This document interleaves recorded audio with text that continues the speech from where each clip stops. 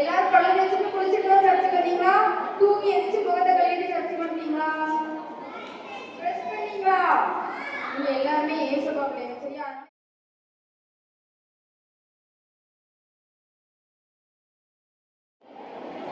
இன்னைக்கு எத்தனாவது நாள் தலைப்பமா பார்க்க போறோம்? 4வது நாள். என்ன தலைப்பு?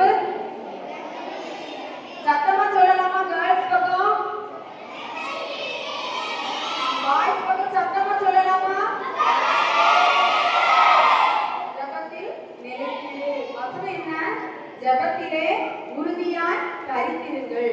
ஜெபத்திலே சொல்லுங்க, உறுதியாய் தரித்திருங்கள். ரோமர் 12ஆம் அதிகாரம் 12ஆம் வசனத்தின் பின்பாகம். இந்நாள் வரை பார்த்த இந்த வசனம் உங்களுக்கு ரொம்ப ஷார்ட் அண்ட் ஸ்வீட்டா கொடுத்திருக்காங்க அப்படிதானே? ஜெபத்தில் நிலைத்திரு, ஜெபத்திலே உறுதியாய் தரித்திருங்கள். ரோமர் 12ஆம் அதிகாரம் 12ஆம் வசனத்தின் பின்பாகம். நீங்க வசனம் சொல்லணும், நான் ஆக்ஷன் பண்ண போறேன், சரியா? நீங்க வசனம் சொல்லணும், நான் ஆக்ஷன் பண்ண போறேன்.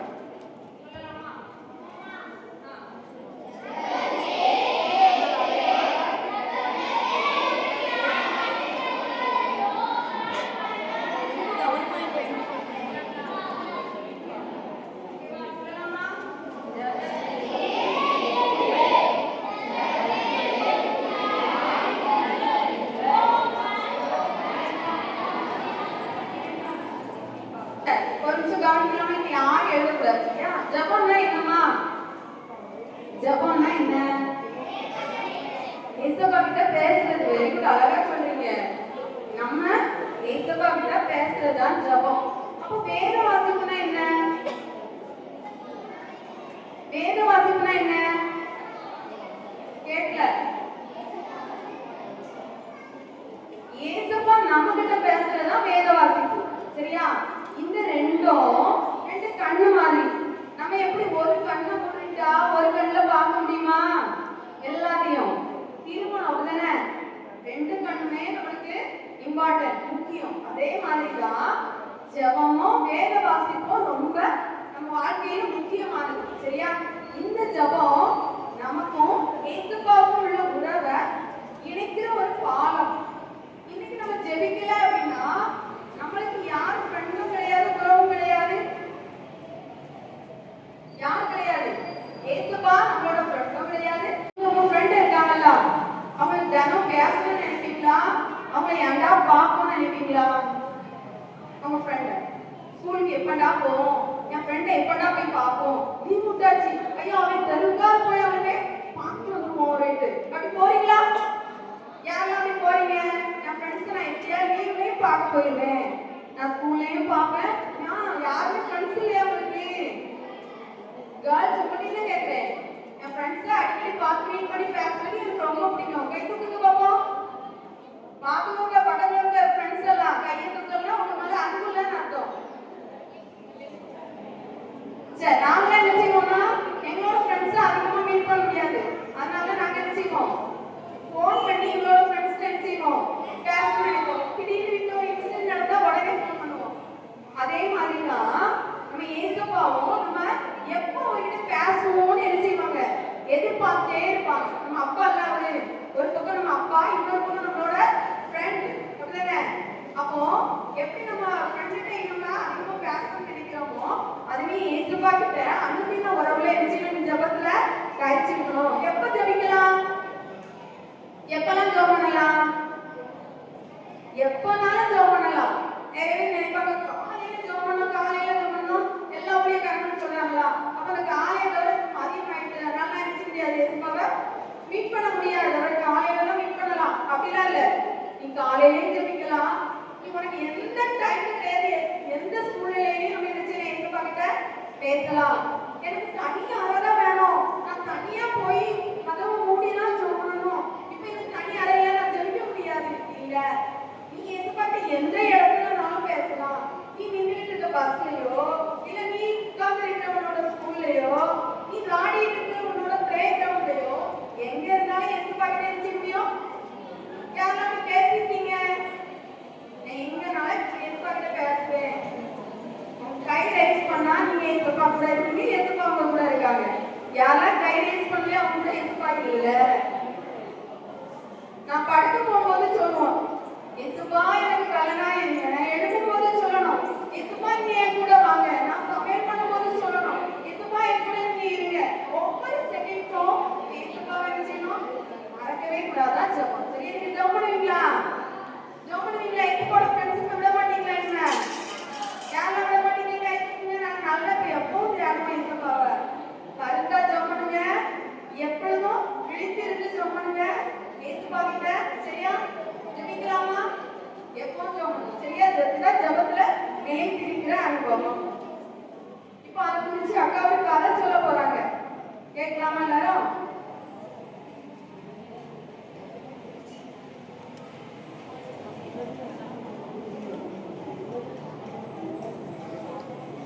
நேற்று வேதாகம சரித்திரத்துல யாரை பத்தி பார்த்தோம்? நேற்று ஞாபகம் இருக்கா? நேற்று என்ன பார்த்தோம்? யாரு? கேயாசி. இன்னைக்கு யாரை பத்தி பார்க்க போறோம்னா எலியா. யாரை பத்தி பார்க்கலாம்? எலியா. இஸ்ரவேல் அப்படின்ற இடத்துல ஆகாப் அப்படின்றவரு ஆட்சி செஞ்சுட்டு வர்றாரு. யார் ஆட்சி செஞ்சுட்டு வரா? ஆகாப். ஆகாப் அப்படின்ற ராஜா ஆட்சி செஞ்சுட்டு வர்றாரு.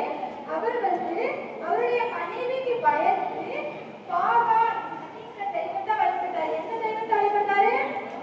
பாகால்ங்கிற தெய்வத்தை வழிபட்டாரு. அந்த பாகால் தெய்வத்தை வழிபட்டதுனால கர்த்தருக்கு விரோதமா பாவம் செஞ்சுட்டு இருக்காரு. யாருக்கு விரோதமா பாவம் செஞ்சாரு? கர்த்தருக்கு விரோதமா பாவம் செஞ்சுட்டு இருக்காரு. இந்த எலியா அந்த அவரோட ஆகாபோட மனைவி பேர் என்ன பேருனா எசபேல். என்ன பேரு? எசபேல். இந்த எசபேலுக்கு பயந்து எலியா தீர்க்கதரிசி ஒளிச்சு வாழ்ந்து வந்துட்டு இருக்காரு. ஒரு நாள் இந்த ஆகாப் ராஜாவை இந்த எலியா போய் பார்க்க போறாரு. பார்க்க போய் இவங்க போய் நம்ம ஒரு சவால் விடலாம் அப்படின்னு சொல்லிட்டு போய், நீங்க இந்த இஸ்ரவேலில் உள்ள ஜனங்கள் எல்லாரையும் ஏன் கூட கர்மேல் அப்படிங்கிற பர்வதத்துக்கு வர சொல்லணும் அப்படின்னு சொல்றாரு. உடனே அந்த ஆகாபும் என்ன செய்யறாருன்னா, சரி கூட்டிட்டு போங்க அப்படின்னு சொல்றாரு. திருநாள் சொல்றாரு, ஏன் கூட இந்த பாகால வழிபடுகிற நானும் சேர்ந்தது தீர்க்கதரிசிகளையும் வர சொல்லணும். அது மட்டும் இல்லாம எசபேலின் பந்தியில சாப்பிட்டு இருக்கேன் அந்த தீர்க்கதரிசிகளையும் வர சொல்லணும்னு சொல்றாரு. உடனே எல்லாரும் சேர்ந்து கர்மேல் பர்வதத்துக்கு போறாங்க. அப்ப இந்த எலியா தீர்க்கதரிசி இஸ்ரவேல் மக்கள்கிட்ட கேட்டாங்க, நீங்க எந்த மட்டும் இப்படி குந்தி நடப்பீங்க? பாகால வழிபட்டீங்கன்னா பாகால வழிபடுங்க, அப்படி இல்லைன்னா கர்த்தர் தான் தெய்வம் நினைச்சீங்கன்னா நீங்க இயேசுவாவை வழிபடுங்க அப்படின்னு சொல்றாங்க. திரும்ப என்ன சொல்றாருன்னா, 2 காளைகளை கொண்டு வாங்கன்னு சொல்றாரு. எத்தனை காளைகளை?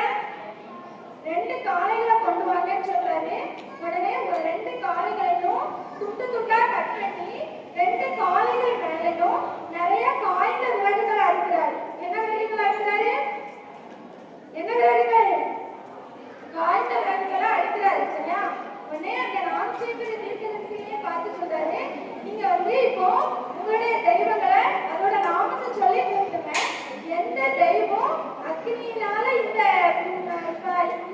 சர்வாங்க தகனபலிகளை பறிச்சு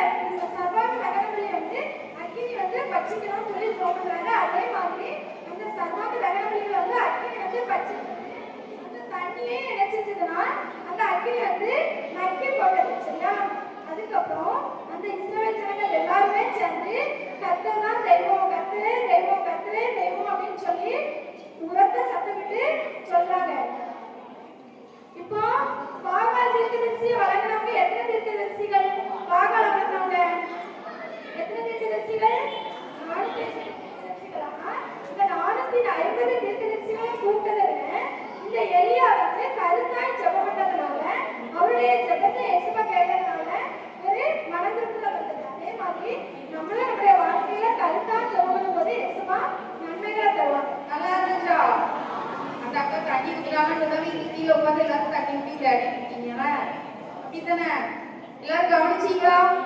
யாரோட பதில் சொன்னாங்க? எலியாவோட மனைவி பேர் தெரியுமா? கவனிக்கலையா யாருமே? எல்லாரும் வாய்ப்பிலே எனக்கு காது கேட்காது, சத்தமா சொன்னா கேட்கும். சரியா? எல்லாரும் கவனிச்சிருக்கீங்க, வெரி குட். யாராவது ஒருத்தர் முன்னாடி வந்து இவ்வளவு நாள் வசனம் சேர்த்து சொல்லலாமா? கருத்து நிலைத்திரு, நீ கற்று நிச்சயித்துக் கொண்டவைகளில் நிலைத்திரு. 2 தீமோத்தேயு 3:14 வசனத்தின் முன்பாகம். நாள் 1, அன்பில் நிலைத்திரு, தேவன் அன்பாகவே இருக்கிறார். அன்பில் நிலைத்திருக்கிறவன் தேவனில் நிலைத்திருக்கிறான், தேவனும் அவனில் நிலைத்திருக்கிறார். 1 யோவான் 4:14 வசனத்தின் பின்பாகம்.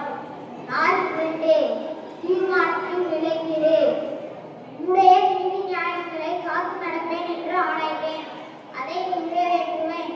சங்கீதம் 119:106 வசனம். நாள் 3, உண்மையில் நிலைத்திரு, பொய்விடுதல் கர்த்தருக்கு அருவருப்பானவைகள். உண்மையாய் நடக்கிறவர்களோ அவருக்கு பிரியம். நீதிமொழிகள் 12:22 வசனத்தின் பின்பாகம். நாள் 4, ஜெபத்தில் நிலைத்திரு, ஜெபத்திலே உறுதியாய் நிலைத்திருங்கள். ரோமர் 12:12 வசனத்தின் பின்பாகம்.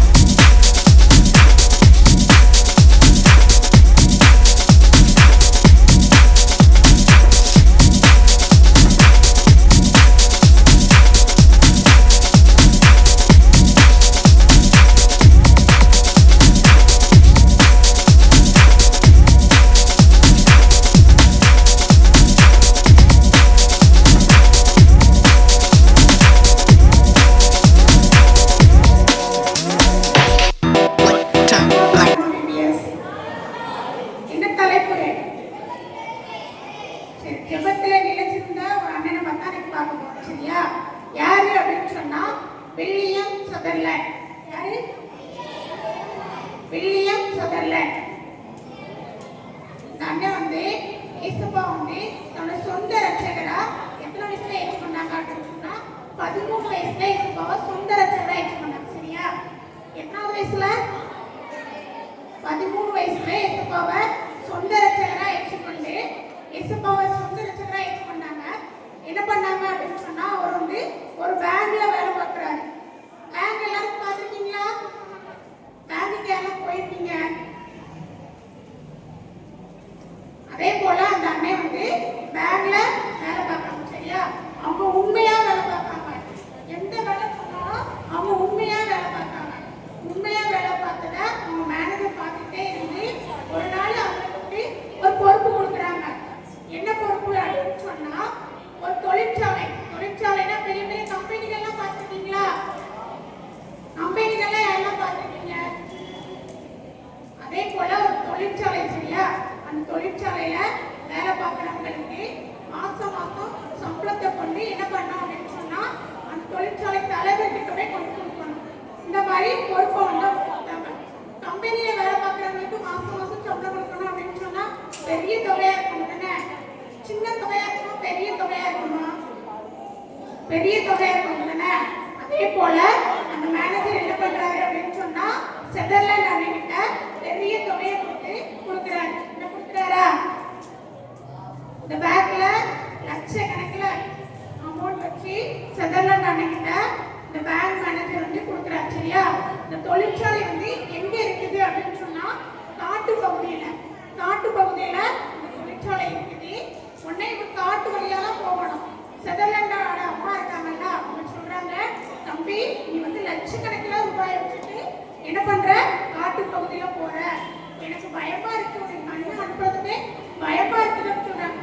நீங்க எங்க தனியா போனா உங்க அம்மா பயப்படுவாங்களா? பயப்படவே மாட்டாங்களோ?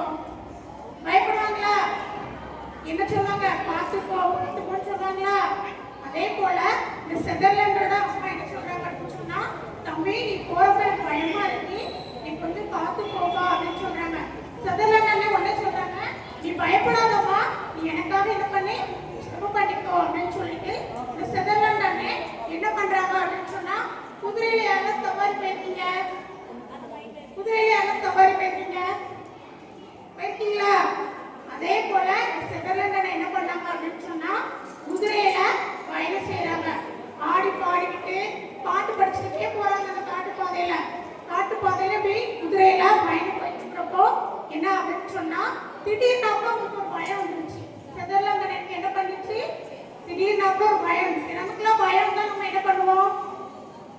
யாராவது பின்னாடி வாராங்க எட்டி பார்ப்போம்ல. ஆனா அந்த அண்ணன் என்ன பண்ணாங்க? செதர்லேண்ட் எனக்கு பயம் வந்தோடனே அவங்களுடைய மனசுல ஒரு வார்த்தை தோணுச்சு. என்ன அப்படின்னு சொன்னா ஜெபி அப்படின்னு சொல்லி செதர்லேண்ட் எனக்கு தோணுச்சு. உடனே செதர்லேண்ட் என்ன பண்ணாங்க அப்படின்னு சொன்னா குதிரையை விட்டு இறங்கி ப்ரேயர் பண்றாங்க. நிக்கிறாங்களா? என்ன ப்ரேயர் பண்ணிட்டு இருக்காங்களா? இந்த மாதிரி ப்ரேயர் பண்ணிட்டு இருக்கிறாங்க.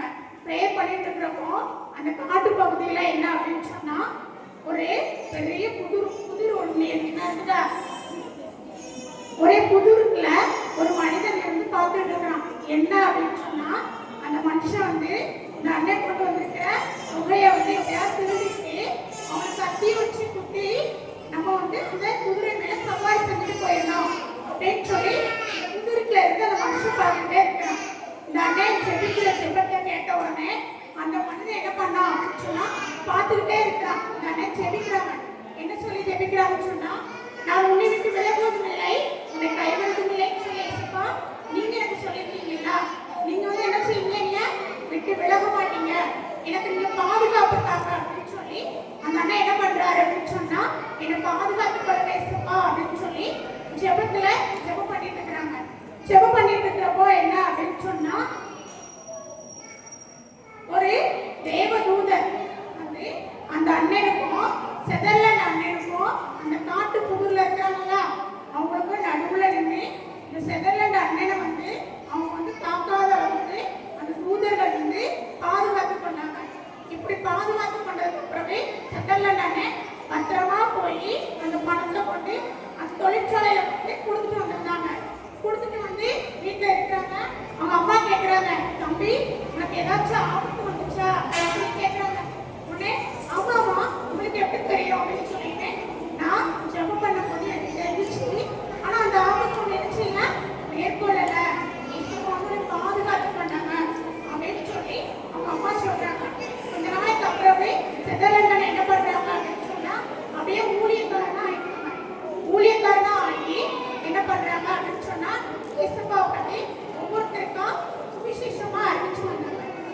படிச்சு வரப்போ என்ன அப்படின்னு சொன்னா செதர்லாண்ட் அண்ணனுக்கு ஒரு லெட்டர் வருது. தூரத்துல லெட்டர் யார் போடுவாங்களா? பக்கத்து ஊர்ல போடுவாங்களா? தூரத்துல இருந்து வர போடுவாங்களா? தூரத்துல பார்த்தனா அதே போல செதர்லாண்ட் அண்ணனுக்கு தூரத்துல இருந்து ஒரு லெட்டர் வருது. அந்த லெட்டர்ல என்ன இருக்கு அப்படின்னு சொன்னா, நான் மறிக்க போறேன், நான் வந்து மறிக்கிறதுக்கு முன்னால உனக்கு ஒரு விஷயத்தை நான் சொல்லணும் அப்படின்னு சொல்லிடுவேன். சொல்லி என்ன பண்றாங்க அப்படின்னு சொன்னா, இப்படிக்கு நண்பர் அப்படின்னு லெட்டர் போட்டாங்கன்னா இப்படிக்கு போட்டு உங்க நேம் எழுதுவாங்க. இப்படிக்கு சும்மா நண்பன் இல்லை அக்கா மட்டும் எழுதுவாங்களா? உங்க பேர் எழுதுவாங்க தானே. ஆனா அந்த லெட்டர்ல என்ன பண்றாங்க அப்படின்னு சொன்னா, நேமே இல்லை. உடனே நீங்களாம் நேமே இல்லைன்னா என்ன பண்ணுவீங்க? யோசிப்பீங்கல்ல, அவங்களா இருக்குமோ இவங்களா இருக்குமோன்னு யோசிப்பீங்க தானே. ஆனா இந்த செதர்லாண்ட் நேம் என்ன பண்ணாங்க அப்படின்னு சொன்னா, அதை பத்தி யோசிக்காமலே ஜெபம் பண்றாங்க.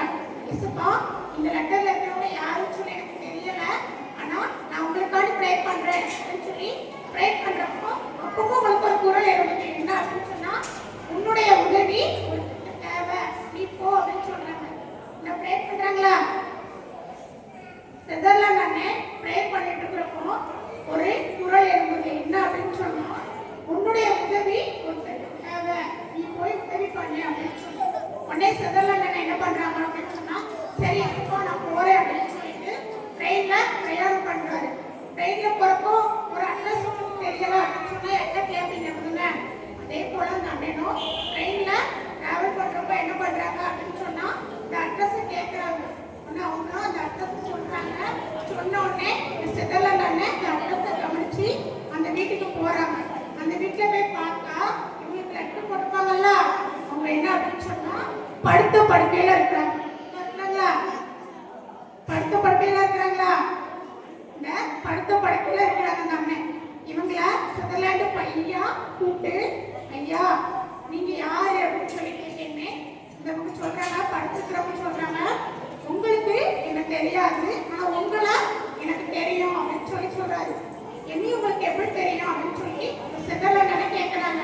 நீங்க ஒரு நாள் ஆட்டுப்பாதையில இருந்தீங்க, பெருந்தொகையோட குதிரையில டிராவல் பண்ணிட்டு வந்தீங்க.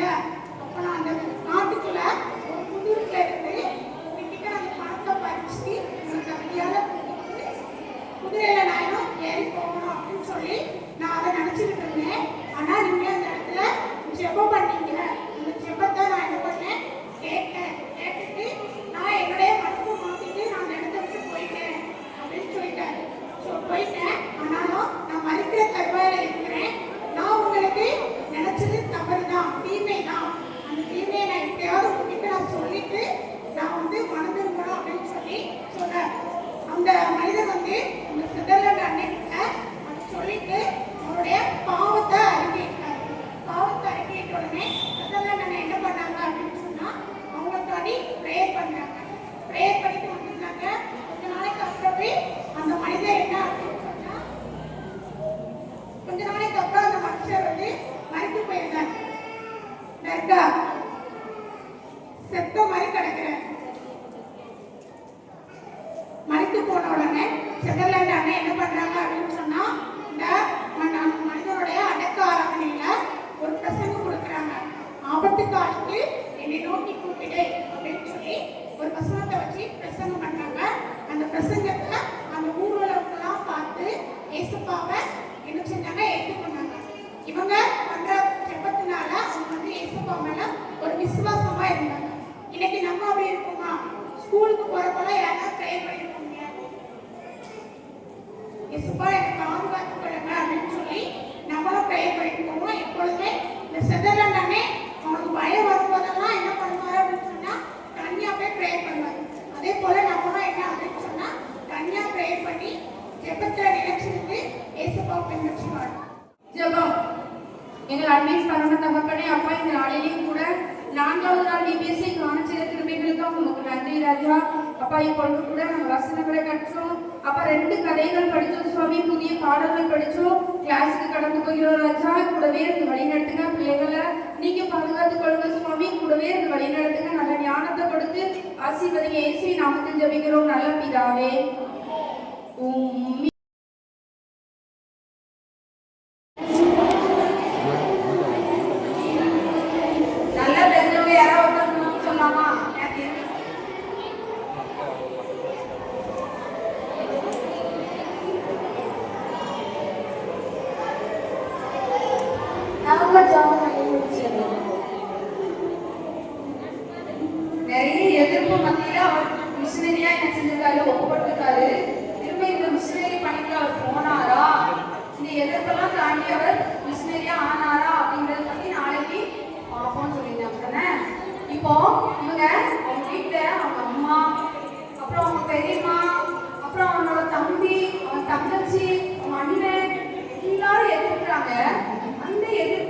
சொல்லும், என்னை அழைத்த தேவன் அவர் உண்மையுள்ளவர், என்னை நடத்துவார், நான் அவருடைய வார்த்தைக்கு என்ன செய்வேன், கீழ்ப்படிவேன்னு சொல்லிட்டு கர்த்தருடைய வார்த்தையை மட்டும் என்ன செஞ்சாரு, நம்பி அந்த மிஷனரி பணிக்கு தன்னை அர்ப்பணிக்கும்படியா என்ன செஞ்சாரு. சென்று அவர் எங்க படிச்சாரு நான் சொன்னேன் ஸ்டார்டிங்ல, எந்த இறையியல் கல்லூரியில அவர் படிக்கணும்னு போனாரு. வெர்லின்ற இறையியல் கல்லூரியில அவர் என்ன செஞ்சாரு, படிச்சாரு. எத்தனை மாதங்கள் படித்தாருன்னு சொன்னேன் தானே, 15 மாதங்கள் என்ன செஞ்சாரு, தன்னோட அந்த பயிற்சியை அந்த பெர்லின் இறையியல் கல்லூரியில முடிச்சாரு. முடிச்சு அவர் 1812 ஆண்டு குருத்துவ பட்டம் என்ன செஞ்சாரு, பெற்றாரு. அதற்கான படம் தான் இது. குருத்துவ பட்டம்னா என்னமா, குருவானவரா அவர் அபிஷேகம் பண்ணப்பட்டாரு. யாருமா, ரேனியஸ் ஐயா குருவானவரா 1812 என்ன செஞ்சாரு, எங்க பண்ணப்பட்டாரு அப்படின்னா சுவிசேஷ லுத்தரன் திருச்சபை. இப்ப நம்ம ஐயாலாம் வரும்போது அவங்க சொல்லுவாங்க அப்படின்னா, எங்க அபிஷேகம் பண்ணப்பட்டேன்னு சொல்லுவாங்க, எங்க அபிஷேகம் பண்ணப்பட்டேன்னு சொல்லுவாங்க நம்ம ஐயாலாம். நம்ம பகுதியில் உள்ள டைவர்சிஷன் எதுமா, திருநெல்வேலி சிஎஸ்ஐ டைவர்ஷன். அதே மாதிரி இது ஒரு அமைப்பு. இது என்ன அமைப்பு, சுவிசேஷ லுத்தரன் திருச்சபை. அங்கதான் அவர் குருவானவரா 1812 ஆகஸ்ட் 7ஆம் தேதி செஞ்சாரு, குருவானவரா அபிஷேகம் பண்ணப்பட்டாரு. அவர் குருவானவரா அபிஷேகம் பண்ணப்பட்ட பின்பு அங்கு அவரோட இறையியல் கல்லூரியில பயின்ற அவருக்கு ஒரு ஃப்ரெண்டு, நல்ல ஒரு ஃப்ரெண்டு ஒருத்தவங்க கிடைச்சாங்க. அவங்க பேரு ஷனார்.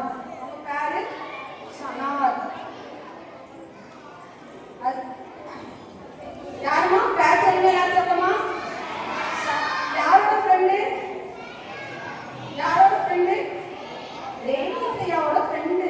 அவங்களும் யாருதான், அவங்களும் ஒரு இறையியல் கல்லூரியில பயின்றவங்க. இப்ப 2 பேருக்கும் ஒரே தாட், நம்ம எங்கேயாவது வெளி அந்நிய தேசத்துல போய் இயேசு கிறிஸ்துவை என்ன செய்யணும், அறிவிக்கணும் அப்படின்னு 2 பேருக்கும் ஒரே மைண்ட் செட் இருந்ததுனால 2 பேரும் சொல்றாங்க, நம்ம 2 பேரும் என்ன செய்வோம், வெளியில அந்நிய தேசமான இந்திய தேசத்துக்கு நம்ம என்ன செய்வோம், இயேசு கிறிஸ்துவை அறிவிக்க போவோம்னு சொல்லி 2 பேரும் பேசிட்டாங்க. அப்ப எப்படி போகலாம் அப்படின்னு அவங்க யோசிக்கும் போது அவங்க லண்டன்ல ஒரு மிஷன் இருந்துச்சு, சர்ச் மிஷன் சங்கம், CMS, Christian missionary society, church mission சங்கம். இவங்க மூலமா அவங்க தொடர்பு கொள்றாங்க. இவங்க லண்டன்ல ஊழியம் பார்த்துட்டு இருக்காங்க. இவங்களுக்கு அவங்க கடிதம் எழுதுனீங்களா, சர்ச் மிஷன் சங்கம் சிஎம்எஸ் எங்க இருக்குன்னா லண்டன் மாநகர்ல இருக்கு. இங்க 2 பேரும் சேர்ந்து ஒரு கடிதம் எழுதுறாங்க. என்ன கடிதம் எழுதுனாங்க அப்படின்னா, ஐயா நாங்க இப்படி குருவானவரா குருத்துவ பட்டம் பெற்றிருக்கோம், நாங்க கர்த்தரை அறியாத இயேசு கிறிஸ்துவை அறியாத அந்நிய தேசத்துல அமைதியா இருக்கலாமா, யாருமே ஸ்டோரி மேல விருப்பம் இல்லைன்னு நினைக்கிறேன். வீட்டுக்கு எப்போ போவோம், எப்போ விளையாட விடுவாங்க, மைண்ட் செட் அப்படி போயிட்டோம். யாருக்கும் விளையாட போய் யாருக்கும் ஸ்டோரி வேண்டாம். யார் உங்களுக்கு இப்படிப்பட்ட மிஷனரிகளோட சரிதையை வருஷம் தாராங்க அப்படின்னா, இந்த வாரம் பாரு, நான் எனக்கு மிஷனரியா நிறைய பேரோட வாழ்க்கையை சொல்லிட்டு இருக்கும் போது நினைக்கிறேன், யார் அவங்க இருந்து வரணும், அவங்களோட ஆயுசு நாட்கள்லாம் பார்த்தீங்கன்னா 90 வயசுல அப்படிலாம் வாழ்ந்துக்க மாட்டாங்க. வெறும் 40 வயசுல அவங்க வாழ்க்கை முடிஞ்சு போயிருக்குமா. இங்கிலாந்துல இருந்து, அமெரிக்காவில இருந்து, ஸ்காட்லாந்துல இருந்து, நெதர்லாந்துல இருந்துலாம் எல்லா ஊழியர்கள் மிஷனரிகளும் மாறாங்கல்ல. நம்மளாம் இன்னைக்கு இயேசுவை ஏற்றுக்கொண்டு போனா அன்னைக்கு புறஜாதியாரா புத்தகங்களை வணங்கிட்டு கிடந்தவங்க நம்மள இன்னைக்கு இயேசுவை ஏற்றுக்கொண்டு ஒரு பெரிய ஆலயத்துல இன்னைக்கு இருக்கோம்னா, இங்க வந்து நிறைய மிஷனரிஸ் கேள்விப்பட்டிருக்கீங்களா, ராக்லாண்ட் ஐயா தொப்பியில கூழ் வாங்கி குடிச்சுட்டு அடைஞ்சாங்க.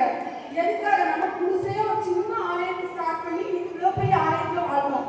ஒவ்வொரு மிஷனரிகளோட வாழ்க்கையும் ரத்த சாட்சியா மறித்து நமக்காக அவங்க எங்கேயோ தேசத்துல இருந்து நம்ம தேசத்து அந்த சூழ்நிலைக்கு பெய்யுது, மழை பெய்யுறது பிடிக்காம கொஞ்ச நாட்கள்ல அவங்க ஊழியத்தை நிறைவேற்றி மரணம் அடைந்தாங்க. அப்போ இவரையும் பார்த்தீங்கன்னா இவரும் ரொம்ப காலம் வாழ்ந்துக்க மாட்டாரு. அப்போ இவரோட சரிதையை நம்ம படிக்கும்போது கவனிக்கணும். ஒன்னே ஒரு மிஷனரியா அழைக்கணும்னு நினைக்கிறாரு. வாங்கலையும் அவர் நிறைய திட்டங்களை வச்சிருக்காரு. அதனாலதான் இன்னைக்கு உனக்கும் இந்த மிஷனரியை குறித்த ரேணிசையாவோட வாழ்க்கை ஆசைப்படுறாரு. நீ உங்க அம்மா அப்பாட்டாலும் இந்த கதையை கேட்டு தெரிஞ்சுக்க முடியாது. ஆனா ஏசப்பா பேசுற இடத்துல நீ கேட்கலாம். இது ஏசப்பாவோட சத்தம். உன்னை அழைக்கிறாரு, உன்னை விரும்புறாரு, உன்னை நேசிக்கிறாரு. உன்னையும் ஒரு மிஷினரியா அவர் அழைக்கணும்னு சொல்லி தான் இந்த கதையை சொல்றாரு. நான் கவனிக்கலாமா எல்லாரும்? ஒன்று கவனிங்க.